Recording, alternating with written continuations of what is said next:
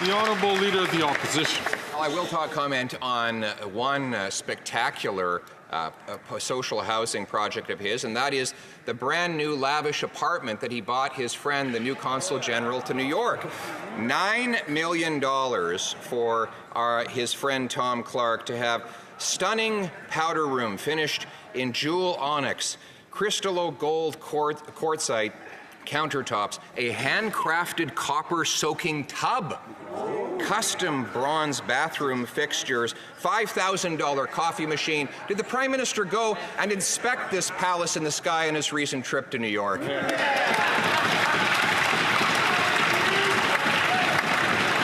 Right Honourable Prime Minister. Mr. Speaker, engaging with international leaders on fighting climate change, on solving global crises, on standing up unequivocally for Ukraine.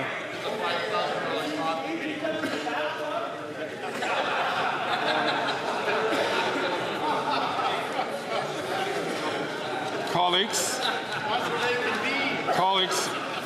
just as I said before,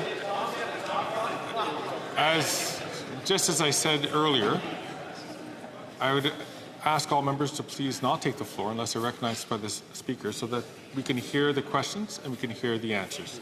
The Right Honourable Prime Minister from the top, please. Mr. Speaker, don't worry, on this side of the House, we're used to casual homophobic comments from the other side of the House. Mr. Speaker, what is it about the...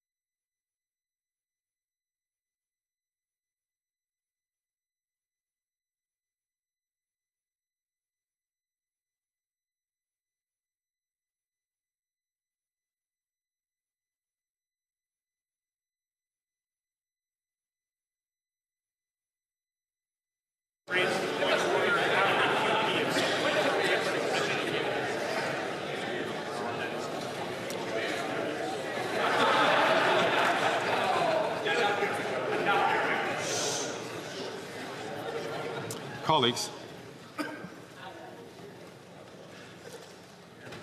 I heard comments that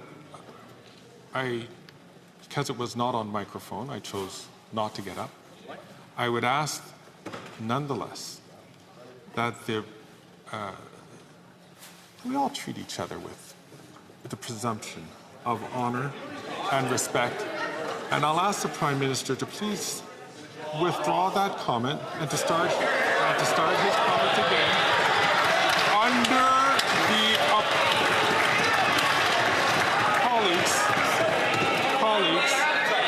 colleagues.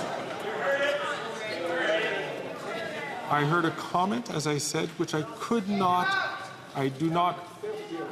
stand up because I did not know who said it. But we should be. But colleagues, I don't appreciate when we would tar the entire members with that concern. And I'm going to ask the honourable member, please, to withdraw that comment, start his question again, and let us presume the better natures of all members of Parliament here. The Right Honourable Prime Minister from the top. Mr. Speaker, standing up to bullies requires us to call them out on their craps sometimes, and that's what I will do.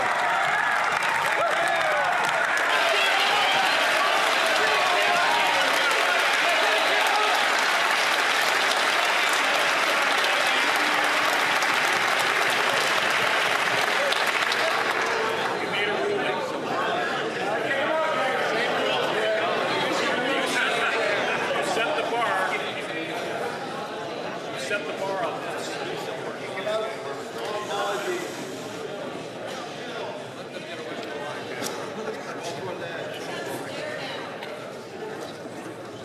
I'll invite the Prime Minister once again to rise on his feet. And thank you. Mr. Speaker, I will happily withdraw my comment if the member who suggested that I was sharing a bathtub with Tom Clark stands up, takes responsibility for his...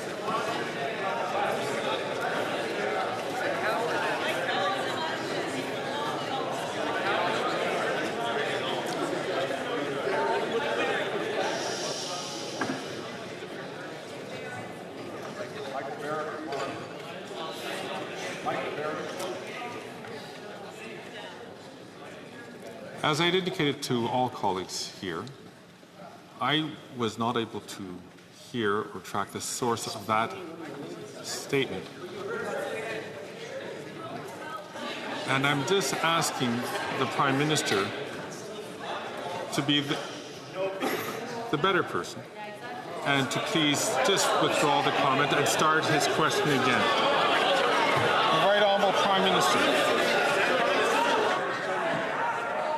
Mr. Speaker, I withdraw the comment about defecating. I certainly, using the word crap, I shouldn't use that. I know crap is unparliamentary, but I will also, Mr. Speaker, when someone says something that is clearly homophobic, not them, I'm not accusing them of homophobia, I'm saying they made a homophobic...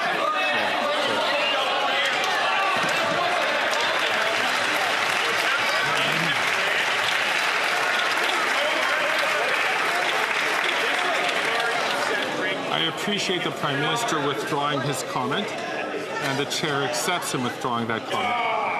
But as the Speaker had indicated, sometimes in this chair, and for those who have occupied this chair or who will occupy this chair will understand, it is a very difficult decision day to day. I heard a comment, I did not know who said it, and the Speaker chose, for the reputation of this House, for us to move on from that comment. I asked the Prime Minister to withdraw the comment. I appreciate you withdrawing the comment. The Prime Minister, please respond to the question that was asked by the... Mr. Speaker, I know the very idea of standing up for Canada's rights and values on the world stage makes the Leader of the Opposition's skin crawl. What is it exactly? Is it standing up to fight climate change? Is it standing up for women's rights? Is it standing up for democracy rights and freedom of the press? Whatever it is, he sure doesn't like it when Canada stands proudly on the world stage because he wants everyone to think that Canada is broken. Well, Canada's not broken. Canada's the best country in the world. But we're going to make it even better.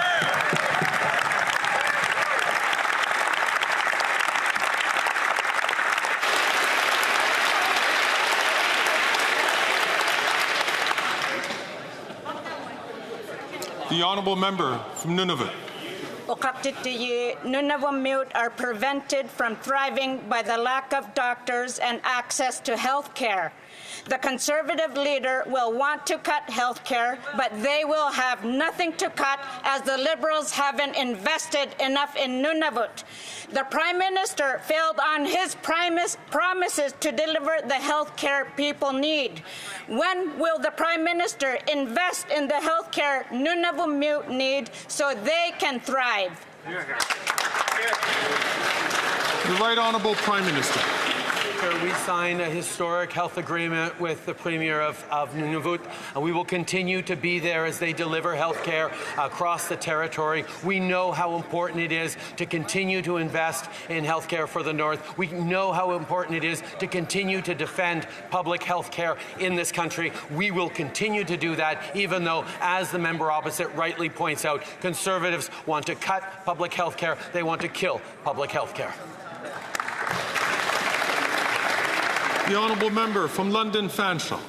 This government has failed to help our seniors age with dignity. Instead of putting people first, they've protected the profits of companies and abandoned seniors. They've let Doug Ford tear Ontario families apart and force seniors into some of the worst private long-term care homes. The military even found that some of these corporations, including one that the Conservative MP for Thornhill lobbied for, weren't giving seniors food and water. Wow. Why won't the Prime Minister put our families and our loved ones before profits?